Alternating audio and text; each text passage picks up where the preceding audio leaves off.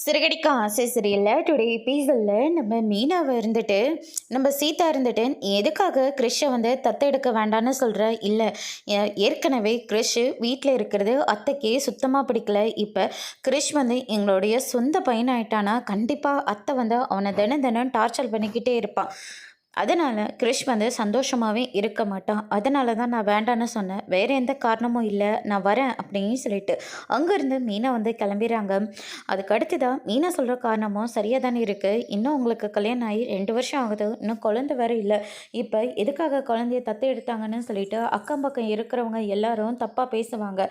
அதனால் கூட மாப்பிள்ளை மீனை வந்து வேணான்னு சொல்லியிருக்கலாம்ல. மாப்பிள்ளை தான் எதுவும் புரிஞ்சுக்காம கிறிஷ் மேலே இருக்கிற பாசத்தினால இப்படியெல்லாம் பேசிக்கிட்டு இருக்காங்க. அவள் சொல்கிற காரணம் இதுவாக இருந்தால் பரவாயில்ல, இது இல்லாமல் வேறு ஏதாவது இருந்தால் அப்போ என்ன பண்ணுறது? இந்த காரணமாக இருந்தால் மாமா கிட்ட இவ தெளிவாக சொல்லியிருக்கலாம்ல, இதுதான் விஷயம்னு. ஆனால் மாமா கிட்ட இது இல்லை, நான் வேறு ஒரு காரணம் இருக்குது, அது சொல்ல வேண்டிய நேரத்தில் கண்டிப்பாக நானே சொல்கிறேன்னு சொல்லி அக்கா சொல்லியிருக்கா. அப்படி என்ன காரணமாக இருக்கும் அப்படின்னு சொல்லிட்டு சீதா வந்து சொல்லிக்கிட்டு இருக்காங்க. அதுக்கு அடுத்ததாக எதுவானாலும் சரி, இவங்க 2 பேருக்கும் எங்கேருந்து தான் இந்த பிரச்சனையெல்லாம் வருதுன்னே தெரியல.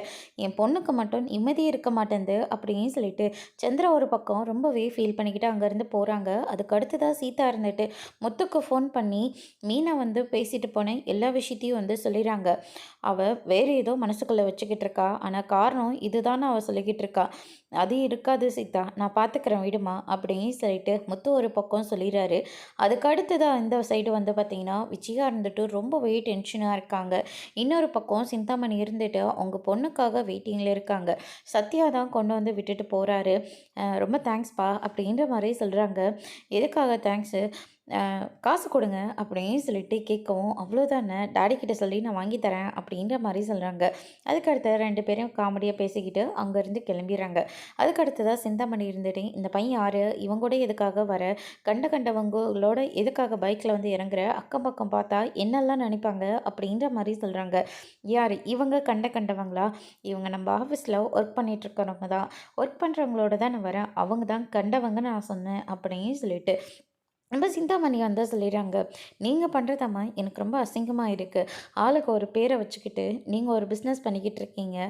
உங்களை நினச்சதான் அக்கம் பக்கம் இருக்கிறவங்க எல்லாருமே தப்பாக பேசிக்கிட்டு இருக்காங்க. இந்த காலத்து ஆளுங்க நீங்கள் எந்த அர்த்தத்தில் நீங்கள் எடுத்துக்கிறீங்கன்னு தெரியல, எதில் புரிஞ்சுக்கிறீங்கன்னே எனக்கு தெரியல. சரி, புரிஞ்சுக்கிறதெல்லாம் இருக்கட்டும். இனிமேல் இந்த மாதிரி வண்டியிலலாம் நீ வராத.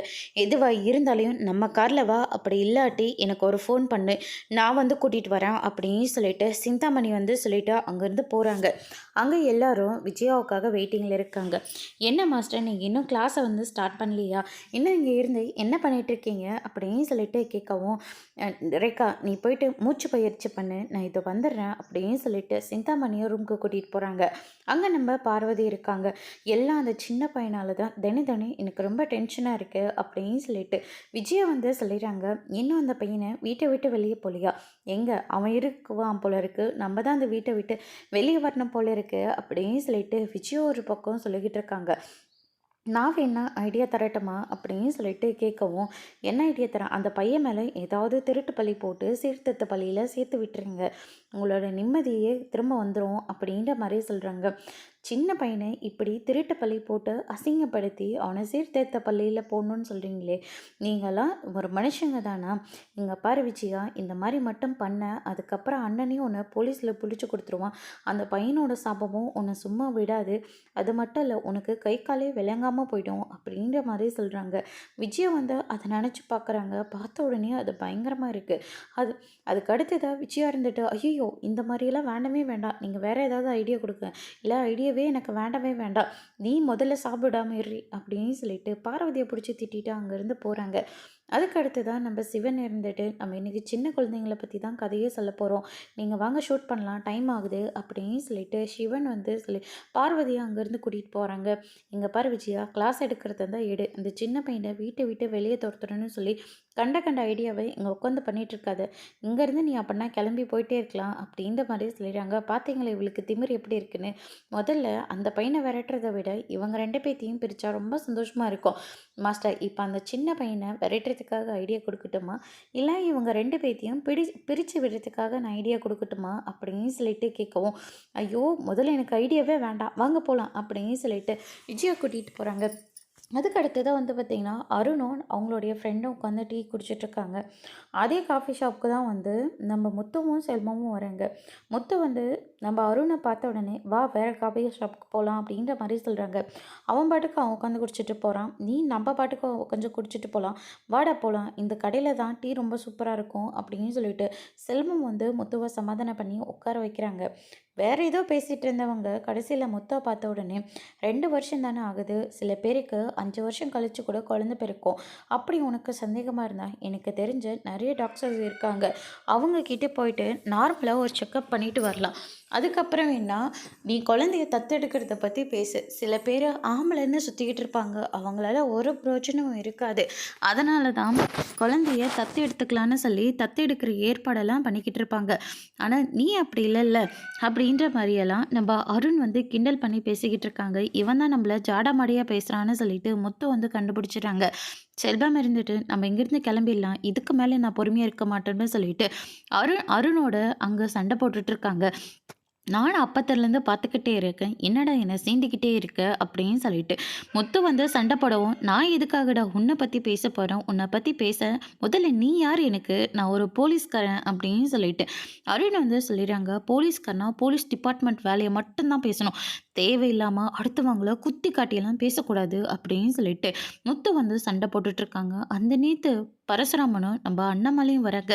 வந்த உடனே இதுக்காக 2 பேரும் நின்று சண்டை போட்டுட்ருக்கீங்க, அக்கம் பக்கம் இருக்கிறவங்களாம் எவ்வளோ தப்பாக பேசுவாங்க, போலீஸ்காரனை கூட பார்க்காம ஏன் மேலேயே நீ கை வச்சுட்டல, உன்னை என்ன பண்ண போகிறேன்னு பாருங்க, ஒரு ரவுடியை போய் பெற்று வச்சுருக்கீங்க அப்படின்னு சொல்லிட்டு அண்ணாமலை பார்த்து கேட்கவும், முத்து இருந்துட்டு எங்கப்பாவையே நீ கை நீட்டி பேசுகிற அப்படின்னு சொல்லிட்டு இன்னொரு 4 போடு போடுறாங்க.